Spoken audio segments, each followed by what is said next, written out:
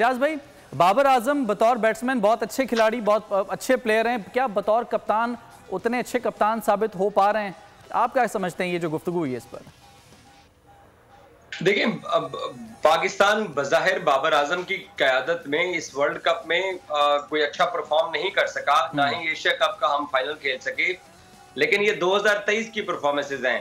अगर 2022 देखा जाए तो पाकिस्तान ने एशिया कप का फाइनल खेला, पाकिस्तान टेस्ट के अंदर भी थोड़ा स्ट्रगल करता रहा, लेकिन T20 वर्ल्ड कप में पाकिस्तान ने फाइनल खेला।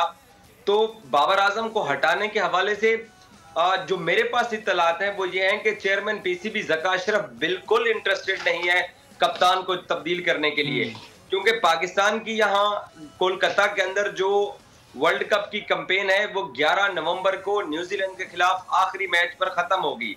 सेमीफाइनल खेलने के हमारे चांसेस ना होने के बराबर है। तो उसके बाद कितने दिन है? 10 या 12 दिन होंगे तकरीबन। 4 दिसंबर को या 3 दिसंबर को पाकिस्तान क्रिकेट टीम ने पर्थ का ट्रेवल करना है ऑस्ट्रेलिया का, और पाकिस्तान ने 14 दिसंबर को ऑस्ट्रेलिया के खिलाफ पर्थ में पहला टेस्ट मैच खेलना है। तो टीम वहां चली जाएगी। तो चेयरमैन पीसीबी के पास इतना टाइम नहीं होगा कि वो कप्तान को तब्दील करें। और दूसरी बात यह है कि अगर आप कप्तान तब्दील करते हैं तो आप किसको कप्तान बनाएंगे?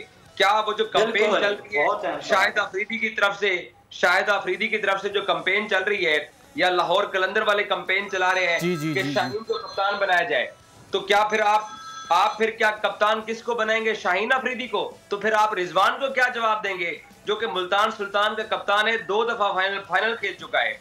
तो आप शादाब खान को आप क्या जवाब देंगे जो पिछले 3 साल से पाकिस्तान टीम का नायब कप्तान है, जिसको आप हमेशा वाइस कप्तान उसको बनाते हैं ना, जिसमें फ्यूचर में कप्तानी करनी होती है। तो ये सारे कप्तान फिर टीम में हो जाएंगे। इसलिए मेरे पास इत्तलात यही है कि ज़का अशरफ कप्तान तब्दील नहीं करने जा रहे हैं। ये बहुत सारे लोगों की ख्वाहिश जरूर है, घात में लोग जरूर बैठे हुए हैं, और ये जरूरी भी नहीं है। देखें, अगर बाबर को आज हम कप्तानी से हटाते हैं तो ये वही ज्यादती होगी जो सरफराज के साथ 2020 में हुई थी कि एक कप्तान के ऊपर आप 4 साल इन्वेस्ट करते हो, वो मैच्योर होता है, वो टीम को डेवलप करते हैं, और आप उसको हटा देते हो। तो अभी भी ये ब्लंडर होगा बाबर को अगर हटाया जाता है तो।